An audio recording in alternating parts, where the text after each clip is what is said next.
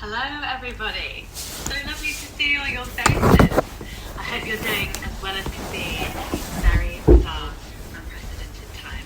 So at least it means that we can all connect all across the world with these two very brilliant women, Marcy and Siobhan from Shakespears Sister. I'm Kate Hutchinson. You might have heard me on the Ride Again podcast. I did the interviews with Shakespears Sister for that. And I'm really excited to be back again hosting this brilliant fan Q&A this evening. So I'm going to be fielding all of your questions and squeezing in as many as I can, which is going to be tricky because there were so many of them and they're so brilliant all across the world, everywhere from Italy to Montreal. So I'm going to try my best. But before we get going and say hello to Shakespears Sister, just a tiny bit of housekeeping. This session is going to last until 8:45. We are recording it, so there's no need to film it. And yes, like I said, I'm going to try and squeeze in as many of these questions. It's really important, though, that everybody stays on mute so that everybody gets to hear and enjoy this extra special bit of insight into one of the greatest ever pop duos. So get yourself comfortable, pour yourself a drink, have a chill, and let's give them a wave and say hello. And then hopefully they'll magically appear on this screen. Do we have Siobhan and Marcy? Are you there? Hello. Hello. How's it going? Pretty great. You nice and warmed up now. We've already done one Q&A. So I already gave you one sort of Jeremy Paxman style grilling with the fan help. Are you feeling warmed up? Well, I've just put my fire on, so I might have to keep going to throw more logs. Look, Siobhan, here you'll know why. It looks like you're in some kind of wild west saloon there, with all the sort of wooden beams above your head.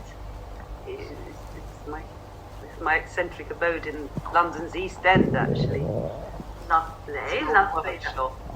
Very lovely indeed. Into a little cottage, witch's cottage. Very cool. Are you going to make some spells later? Oh, I never stop. What about you, Marcy? What? Where am I? I'm in Los Angeles. What? Are you in your studio room? I am in my studio. This is where I create all my music, and I'm talking to you on the computer that I create on, and it's all my equipment in the background. There's the Shakespears box set behind me, and instruments everywhere. I love like an altar. Yeah, it is. I'll leave it there after this conversation. Well, it all matches. It's the box set is monochrome and it matches your studio. Are those cushions? It looks very comfy. Yeah, the little fluffy, furry faux fur cushions. Well, so it looks like you know, if this has been your studio room that you've been locking down in, has it been okay this year for you so far? Has 2020 been not all bad? Well, aside from the madness that's going on in my country and out there in the world, just been focusing on staying safe and sane. Yeah, absolutely. What about you, Siobhan? What was your lockdown? What's happened? It was 5 months of self-imposed isolation out in the Mojave Desert, which is like being on a different planet. And then I thought, I've got to get back to Europe, but then I didn't want to be in London, so I went travelling to underpopulated bits of the Mediterranean that had lovely beaches. And I've been playing it very safe, but travelling with friends, and I ended up just seeing where the universe took me, where was safe to go. You can't plan ahead, and I ended up in Granada in Spain, and then my friend Brix was recording down the road, so I ended up visiting her in the studio. And that Brix Smith Smart? Yeah, and then I did like some backing vocals on her new record, which sounds fantastic. Oh wow! And yeah, it was a nice little end, and it sort of nudged me into creative mode for the winter. Oh, great! And Marty, you've also been just kind of. It sounds like you've been putting out, making a song a day almost. Well, yeah, since lockdown started, in fact, lockdown started on March 14th. I don't know why I have this crazy capacity to remember numbers. And we had come over to Siobhan's the night before, my husband and I, and we helped her set up her new Logic and her new sound system and stuff. And the next day is when it was officially locked down. So ever since then, I've written about 50 songs, and it's really the only way I've been able to stay sane and to focus, stop my mind wandering off into hysteria. There's plenty to be hysterical about in this country. And in the world, I mean, it's caught the whole world off guard. So I just used my creativity as a way to deal with it, and my husband hasn't killed me yet, so it's all good. Wonderful. Well, look, I've got so many questions to get through from fans, and the very first one, I have an admission to make. I read this out because it was the perfect first question to start with. I read this out in the previous fan Q&A. So Normski, I'm sorry, but I'm going to read it out again in this Q&A for you because it's brilliant. So yes, I did ask this in the last thing, but I figured it was a good way to start. Normski says, thank you for this amazing opportunity to celebrate our history with you both. The new box set is an absolute triumph and provides us with a chance to reflect on your exceptional body of work over the last 32 years. My question for each of you is, what is your proudest achievement in the history of Shakespears Sister? Lots of love and respect to you both. Kiss, kiss. Who'd like to start? Over to you, Mars. Oh, over to me. Well, there have been some amazing moments, like when we won the Brit Awards for Best Video for Stay, when we won the Ivor Novello Award for Best Collection of Contemporary Songs, i.e. album, and then playing Glastonbury was actually really cool. Yeah. What did you play at Glastonbury? What stage was it? We headlined the Pyramid stage. Oh, yeah. Just a casual headline of the Pyramid. I know. That's amazing. I was so nervous I chipped my front tooth on the mic. Smashed myself in the mouth.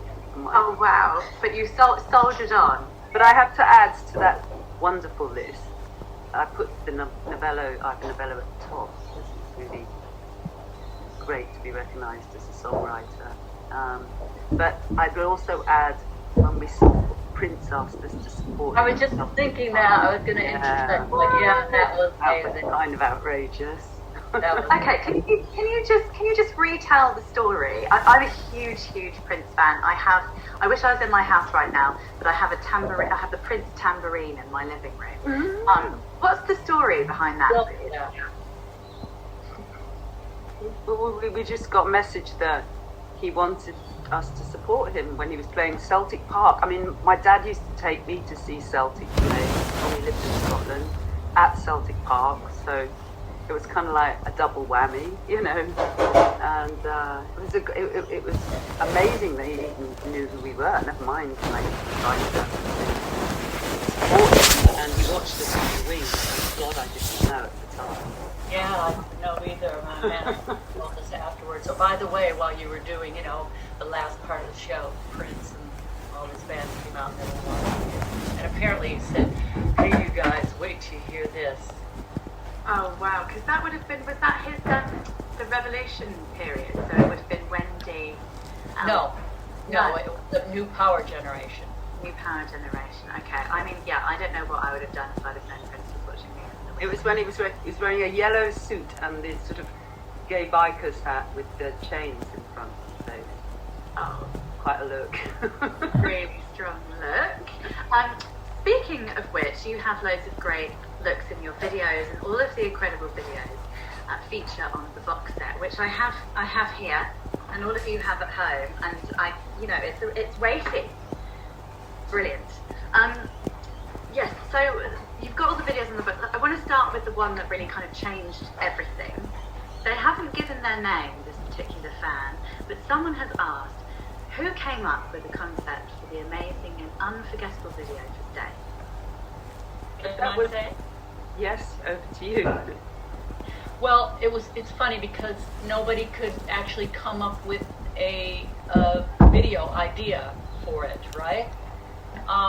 So we had a meeting with Sophie, my husband and I, at our house and made a veil. And she was like, well, let's talk about some ideas. How can we do this? And my husband is very creative. He's been in front of the camera, but behind the camera as well. He does some directing. And he came up with the idea after talking for a few hours.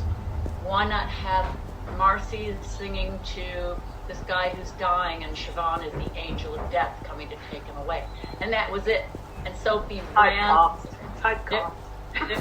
Incredible. And then Sophie put it into her own inimitable style, and brought the lunar theme into it, because the album was inspired by Catelyn from the moon. Yeah, that was really nice.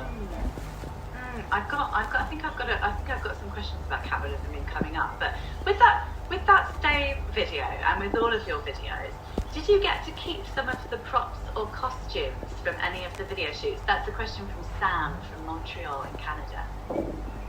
Well, we were wearing our own clothes, so we're wearing so it's just clothes we had anyway. I was wearing the glitter cat suit on the songboard that we wore on the tour.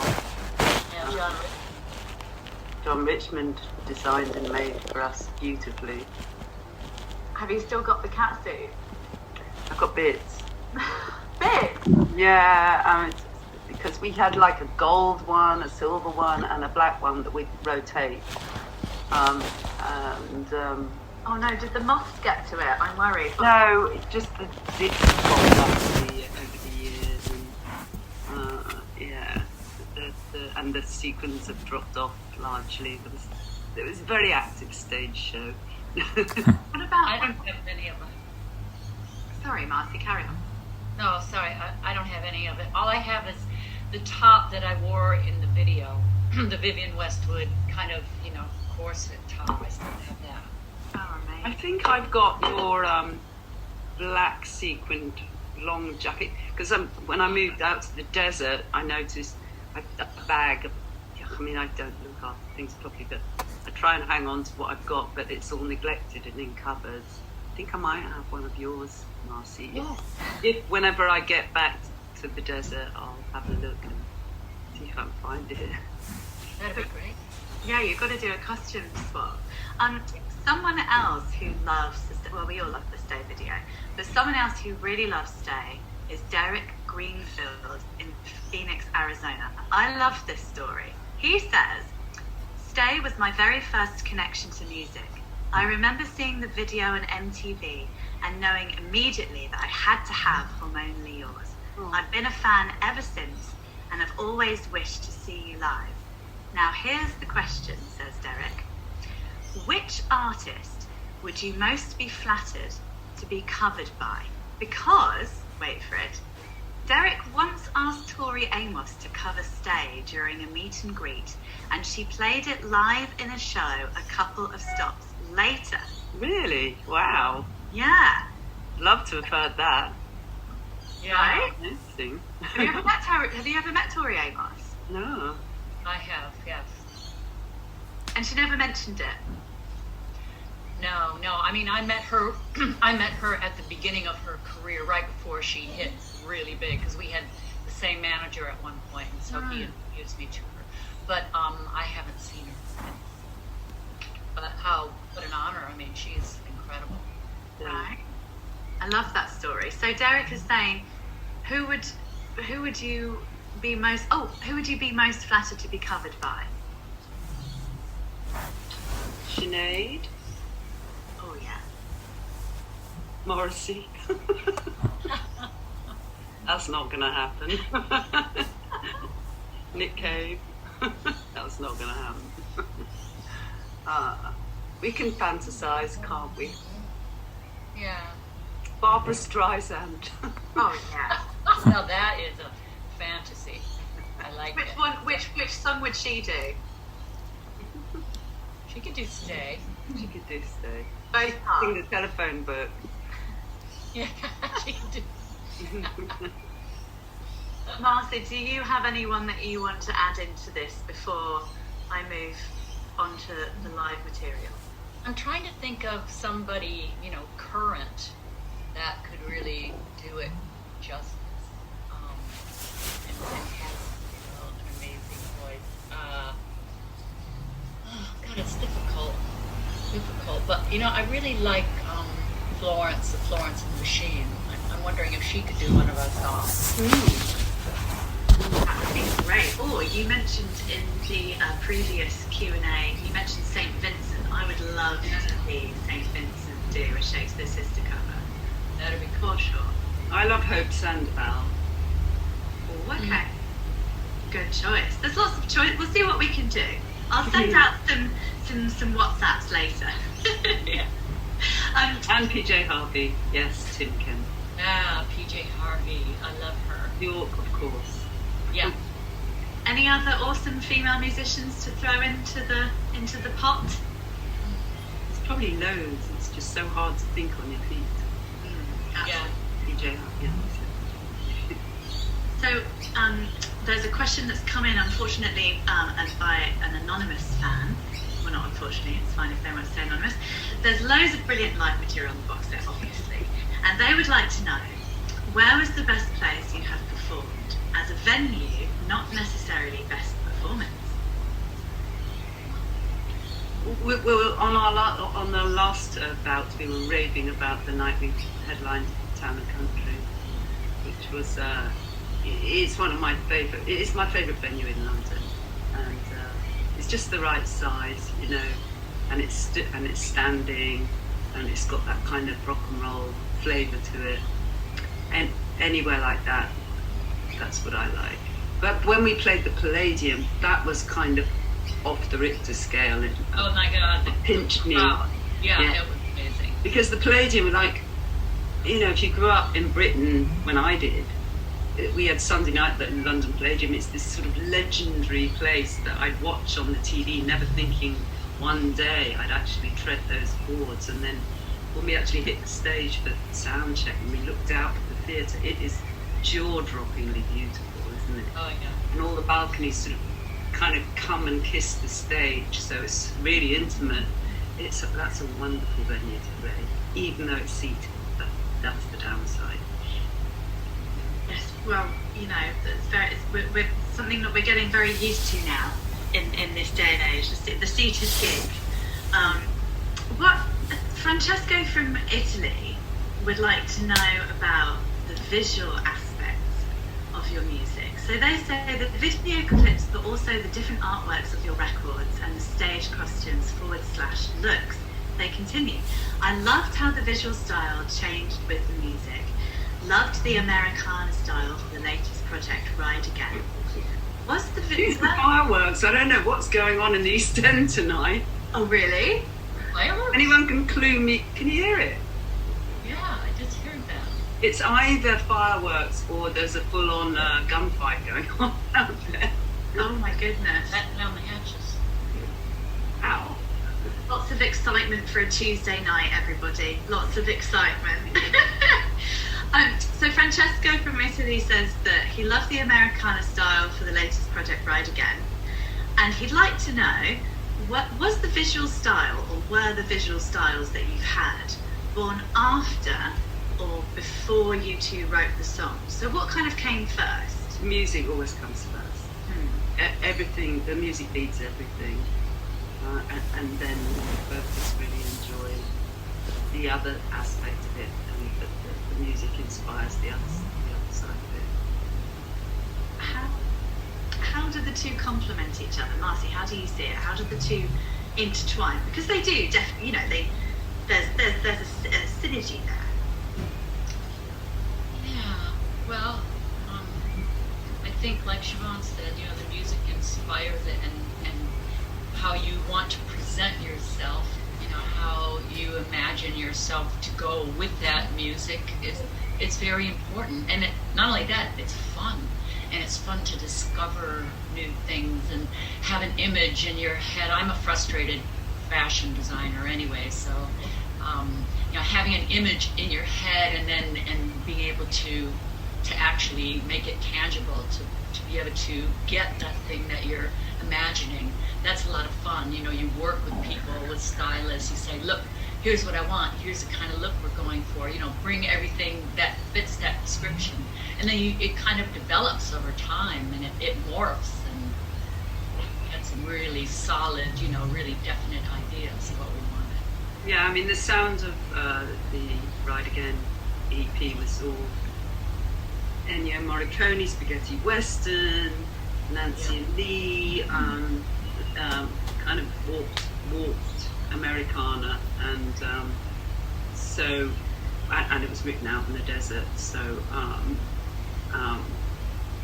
that's what inspired the latest look. We worked very closely with a very good friend, Dave Thomas, who's a stylist, who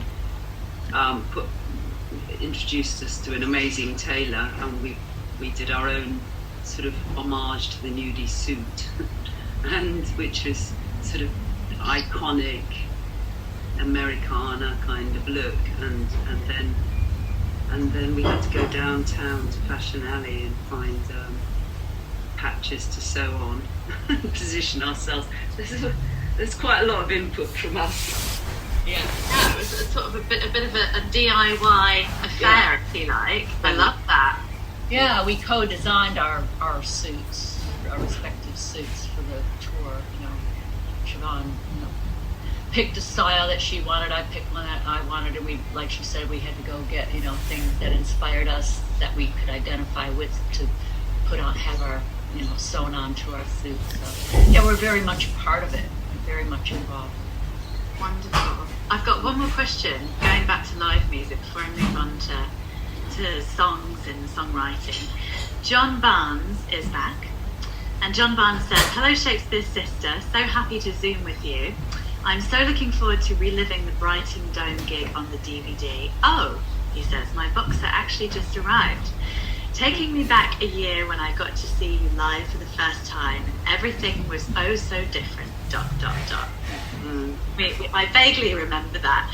So John says, if you could go back to any concert show or gig, either a favourite of yours or of an artist you once saw, or maybe, this is great, of an artist or band that you didn't get a chance to see, who and when and where would it be and why?" Oh, I wish I could have been old enough to see Jimi Hendrix. Oh.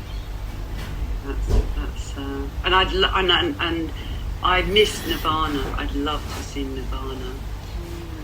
Nirvana at Reading Festival, that time when they wheeled Kurt Cobain out in the wheelchair. Yeah. That would have been brilliant. Yeah, and also I've never seen Kate Bush live, and I missed that show. I was in America when she did that show a couple of years ago, so there's been really, gigs that I would love to have seen. Yeah, I miss those Kate. But have you ever seen Kate Bush, Marcy? No, I never have, but I'm certainly a big fan. If I could go back to a concert that I had seen, one of the best concerts I remember ever seeing in my life, aside from seeing the Beatles when I was like 12 years old, which was just a bunch of noise. I could see them, I couldn't hear them, and all I was thinking while all the girls were going, I'm just thinking, shut up, so I can hear this music. It was so frustrating. But I saw Bob Marley and the Wailers when I moved here to LA, like in the early 80s. It was one of the most amazing concerts I had ever seen. I've never seen an artist have so much charisma. I mean, this guy was just unbelievable in every way. His voice, the way he moved, the way he sang, he was so sexy. He was so completely committed to what he was doing. And Hendrix, I wish I could have seen Hendrix. I missed him. I saw the Doors, I saw Janis Joplin, I saw so many great people, but I missed Hendrix. I don't know. I've never been more jealous of anyone right now than I am of you, Marcy. My God, this feels like a good time to say greetings from Detroit, Michigan, USA. Dan and James have got 2 questions for you, Marcy. Okay. First one is, being that you were born and bred in Detroit, Michigan, as we know, what Motown artists or bands inspired you and your music the most? And number 2, have you ever visited the Motown Museum? Okay, well, I'll answer the second question first. No, and I feel like an idiot that I've never visited the Motown Museum. I was busy, going to school, and then I left Detroit to pursue my musical dreams. So I never did get to see that, unfortunately. But as far as which Motown artists influenced me, well, all of them, because when I was growing up, that's all I would hear on the radio. I walked to school with a little transistor radio in my ear, and I'd be listening to the Temptations, Marvin Gaye, Diana Ross. I mean, you name it. Aretha, though she wasn't on Motown, but Stevie Wonder, he wasn't on Motown either, so the family. But yeah, I mean, they all did. I love their music, and in fact, I got to work with Jimmy Ruffin back in the 80s with Robin Gibb producing his album, and I got a call to do a duet with Jimmy Ruffin, who's one of the best singers of all time. He did this incredible song called What's Become of the Broken Hearted, which I just did on a cameo for Mike Debris. Hi, Mike. And I mean, just phenomenal to grow up in that time period with to me, of course, we all think that the people that we grow up musically in our youth, it kind of, demarcates our youth and what we're going through, and it's like a backdrop to our lives, so I feel very fortunate to be inspired by this incredible mix of like R&B, soul. I mean, it was amazing, and pop. It was such an amazing time for music. Oh, wow. I mean, I continue to be incredibly envious. And I love that on the chat right now, we've got Mark Baker saying Kate Bush's show was amazing. Martin Eggleston said, he went to visit Jimi Hendrix's bedroom. Derek McGee, I saw Nirvana. Everyone's kind of chipping in with their gig stories, which is great. While we're on the subject of kind of deep diving into our musical kind of tastes and interests, we've had quite a lot of questions on that tip.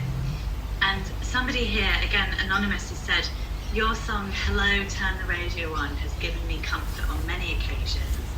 And they'd like to know what your comfort songs are. And also, this is kind of on the same tip, I think. Lockdown, with the pandemic, we're going into nostalgic music, we're digging deep into our kind of musical taste, like archives and everything. James Morehouse asks, what music did you listen to or discover during lockdown? So both questions on a similar tip. Siobhan?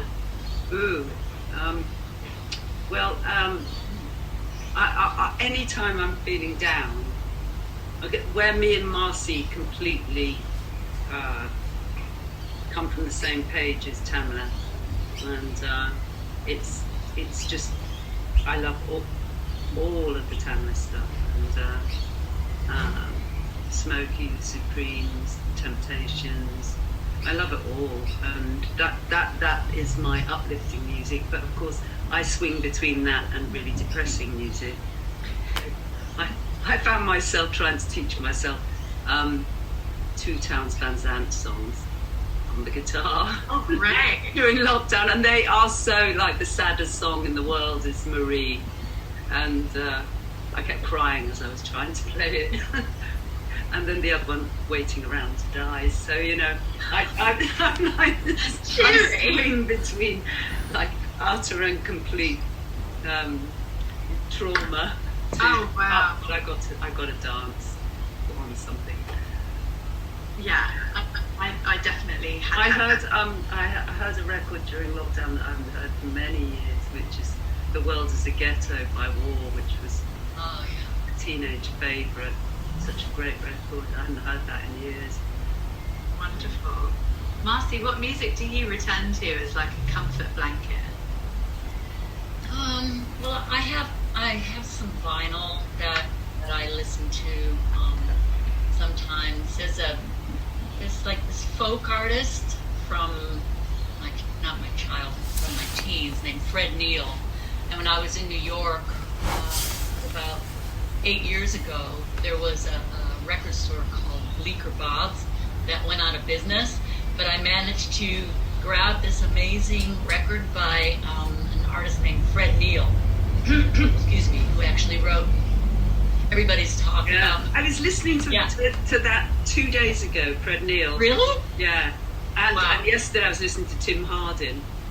Right, and I love Tim Hardin. I'm catching up on stuff I missed at that time. It's a great time for music, and I love Fred Neil. You know, his version of Everybody's Talking at Me is brilliant, as well as Nielsen. But yeah, you know, a bit of nostalgia, a bit of, you know, Aretha's Young, Gifted, and Black. I love that album. I mean, I love lots of different styles of music. I also love Nancy Wilson and Cannonball Adderley. I have this amazing album by them that I just adore. And I love classical. I love the Nutcracker Suite. So many things. I want a Shakespears Sister mixtape. That's what I want. I want a cassette tape from both of you. You don't want that, do you?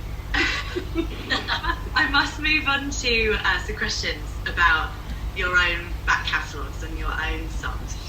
This is a great question from Christopher Geitel. I hope I said that right. Geitel? What deep cut from your back catalogue do you wish was released as a single? Well, we were talking earlier about Trouble with Andre. Oh, yeah. Which is, it's a deep cut that's a fan favourite that was a wonderful one to perform in the set every night. Yeah, if we could have released every song off that album, really, as a single, we, you know, that's one that got away. And off the Ride Again, Marcy and I are gutted that we didn't release See You Next Tuesday, which we both thought should have been a single, you know. Too controversial, apparently. It could have been, like you said before, Marcy, it could have been your WAP. Could have been our WAP. Forward in this house. Yeah, it could have been that, you know. Maybe there's still time. I've got quite a specific song question here, but I think it's great. Tim Whitehead from Hampton Bridge. Hello, Tim. Tim says, I've always loved Hello, Turn Your Radio On and really admired the lyrics, but he'd like to know what inspired that song. Wow. Well, it's just a song about, it's as pertinent now, maybe even more so. It's just a feeling alienated from the world, and I think probably a lot of people who listen to our music have those feelings too, where they feel like they don't fit in and everything's really weird, and the society we live in is just kind of dystopian. And feeling alone, you know. Yeah. If anybody else out there feels the same, Yeah. you know, and they relate. It was a running theme through that album, wasn't it? Like with Moonchild and that. Mm-hmm. Maybe this runs on from that. I don't have the name of the person that supplied this question, but they ask: Is there a subject you still want to write a song about but haven't yet? Is there something big to tackle, like feeling alienated, that you haven't taken on yet? I think we've done the alienation quite thoroughly. You've got that one covered. I suppose I'm really listening to a lot of songs now that are story songs, like folk songs and stuff, and I'm just kind of blown away by that kind of writing. But you can only write what comes to you naturally, really. Do you think you guys do you feel motivated or inspired or roused to write something in response to what's been happening this year? Yeah. What, you mean the COVID thing? The COVID thing, US election thing, the political, whatever it is. I've always steered clear of writing political lyrics because it's a very slippery area. Those who know me know I'm opinionated in the past. But, to put it into a lyric, I don't think that's particularly my forte or my calling. What about you, Marcy? Well, yeah, I mean, during this time in lockdown, political, but not blatantly. I think, I understand you don't want to be too didactic, but sometimes as an artist, I think I have to comment on the time, comment on what's going on around me. And as long as you can do it metaphorically, I think there's definitely a space for it. Great art. And there are really great political albums that manage to sound poetic too, like Martin Gaye, What's Going On, Love that. Yeah. That's Still into that today. Well, ladies, we have about 5 minutes left for the fun quick fire round. Oh, I've put together with the help of the fans. How do we feel about this? I'm just going to fire some things at you quickly and just whatever comes to your head. Okay. So, Kim, aka Catwoman Front Room, said, if you hadn't... Hello, Kim. I can. If you hadn't become the musical geniuses that you are and became actresses instead, or actors, which leading role would you like to play and why? Well, I'd kill to play Elizabeth first. Brilliant. Marcy, first thing that comes to your head. I don't know. I studied acting for a while, and I always loved to take on roles that were really challenging and heavy. What was that movie that Olivia Colman was in recently, where she was? The Favourite. The Favourite? Yeah, The Favourite. Oh my God, I love that film. I'd be an idiot to try and take on that role. How good is she as the Queen in The Crown? Incredible. Wow. Coming from, what was that, Peep Show, to doing that? I know, she's brilliant. Unbelievable. Wow, what an incredible actress. Such a broad spectrum of what that woman can do. I must be the only person that hasn't seen The Crown, but while we're on I will rectify that. While we're on a film tip, James Morehouse asks, or says, Hormonally Yours was inspired by a film, but if you could soundtrack another film, what would it be? Ooh. Top of the head. First thing that comes to mind. The Wind That Shook the Barley. Top of I've there. seen that one. And her. Great. Karen, Marcy? If I could soundtrack film, I don't really know. I can't really think of one. Sorry. Well, like I said, I would love to see you guys do some kind of spaghetti western. Yeah. You know, some sort of Clint Eastwood, or maybe Robert Rodriguez, Yeah. Tarantino-y film. No, yeah. Just the next Tarantino film. We'll just go with that.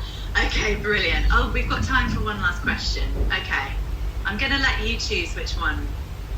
No, well, maybe we should go with something a bit more cerebral than Secret Celebrity Crush, although you can also answer that if you like.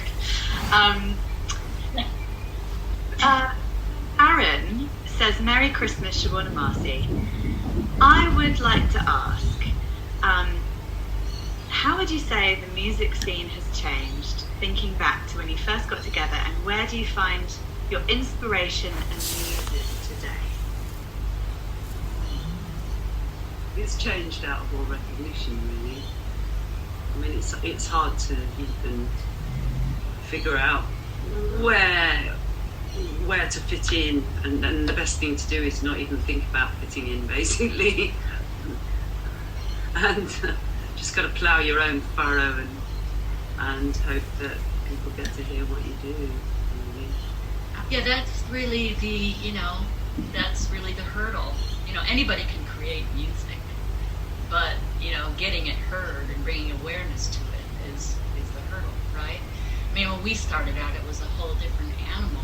When we were doing it, and we were working with labels, and now, I mean, I think it's a double-edged sword. It's good that people can be independent and retain, ownership of their masters, but we still have the issue of, how do we bring awareness to this art that we've created. So that's where it's different. It's a good and a difficult thing. It's not a bad thing, it's just different.